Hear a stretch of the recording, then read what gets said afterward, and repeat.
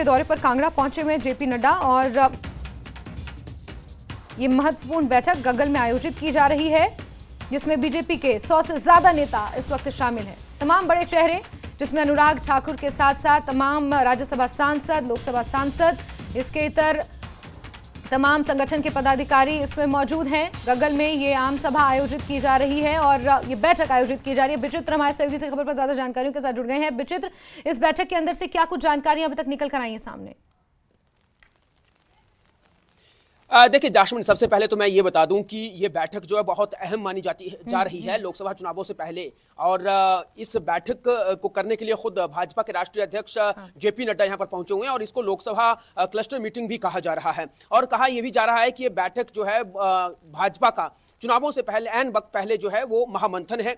और महामंथन इसलिए भी कि क्योंकि जो माजी में जिस तरह से भारतीय जनता पार्टी ने स्वयं की सरकार रहते हुए भी जो है 2 बड़े चुनाव हारे थे, उपचुनाव हारा था, उसके बाद विधानसभा का चुनाव हारा था, वो भी ऐसे वक्त में जब मिशन रिपीट की बात करी जा रही थी और भाजपा जो है वो प्रदेश में भी और देश में काफी सशक्त स्थिति में थी। तो ऐसे में जो है उन माजी की जब वो जो उस वक्त जो इनको बहुत बड़ा लॉस हिमाचल प्रदेश में हुआ था, वो भविष्य में ना हो, वो उसकी पुनरावृत्ति ना हो, उस पर गहन मंथन जो है वो आज यहाँ पर होने वाला है। बड़े नेता यहाँ पर पहुंचे हुए हैं। जी हाँ, ये बात आपने जो एक सवाल यहाँ पर ये पूछा है जास्मिन कि अंदर से क्या कुछ जो है वो अभी बाहर निकलकर सामने आया। फिलहाल ये बहुत ही गोपनीय बैठक अपनी ओर से भाजपा की ओर से रखी गई है। हालांकि इससे पहले जो था बाकायदा शेड्यूल इसका बनाया गया था कि धर्मशाला के ही सर्किट हाउस में ये बैठक होगी और बाकायदा 3 बजे जो प्रेस कॉन्फ्रेंस की भी बात कही गई थी कि प्रेस कॉन्फ्रेंस भी होनी है। लेकिन आज जो है इस बैठक के एंड वक्त पहले ही इसको पूरी तरह से न केवल वेन्यू बल्कि समय, स्थिति, सारणी, वो तमाम सारी चीजों का बदलाव किया गया और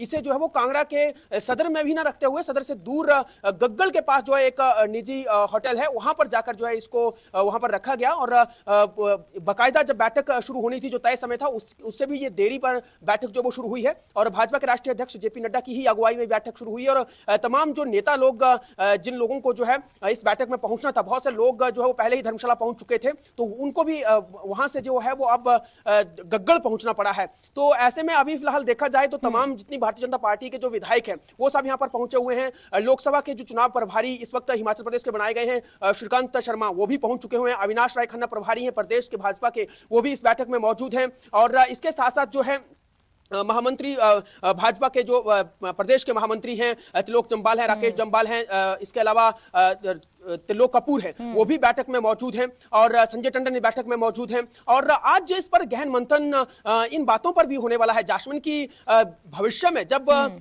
जैसे कि पहले ही इनकी ओर से पन्ना प्रमुख बूथ लेवल तक जो है वो कार्यकर्ताओं को सशक्त करने के लिए जो है वो रणनीति बनाई जाती रही थी। त्रिदेव जैसे बड़े सम्मेलन हुए हैं, बावजूद इसके जो है हार का सामना इनको यहाँ पर करना पड़ा था। तो अब जो है भविष्य में जो है इससे भी इतर कैसे आगे बढ़ा जाए, कैसे सशक्त रणनीति बनाई जाए, कहाँ कमजोरी है, कौन सी कड़ी कमजोर है, उस पर कैसे काम किया जाए, इसलिए भी बैठक पर ज्यादा महामंथन और ज्यादा फोकस किया जा रहा है बैठक में उन बातों पर। एक चीज जो यहाँ पर महत्वपूर्ण है, विधानसभा चुनाव का तो जो रिवाज था वो था ही एंटी इनकम्बेंसी। हिमाचल प्रदेश में विधानसभा के चुनावों में हावी रहती है, लेकिन लोकसभा के चुनावों में ये स्थिति रिपीट ना हो, ऐसे में क्या ये माना जाए कि नामों पर, चेहरों पर भी मंथन हो सकता है? क्योंकि 2021 का वो उपचुनाव मुझे याद है जब क्योंकि मंडी में जिस तरह से चुनाव हुए थे, भारी बहुमत के साथ कह सकते हैं कि एक तरफा जीत प्रतिभा सिंह ने वहां पर हासिल की थी। ऐसे में उस वक्त के बाद से ही लोकसभा चुनाव को लेकर बीजेपी कहीं ना कहीं, हालांकि बीजेपी का ये दिखता नहीं है, बट बीजेपी की स्ट्रैटेजी है कि वो हर छोटे बड़े चुनाव को बहुत सीरियसली लेती है और लोकसभा चुनाव में भी यही देखने को मिल रहा है। और किस तरह से वो सिचुएशंस रिपीट ना हो, एंटी इनकम्बेंसी को भी नजर में रखते हुए, क्या हम ये माने कि आज नामों पर भी मंथन हो सकता है? कुछ संभावित चेहरे नजर आ सकते हैं आज जिनको प्रोजेक्ट आगे चलकर बीजेपी कर सकती है अपने कैंपेन्स में?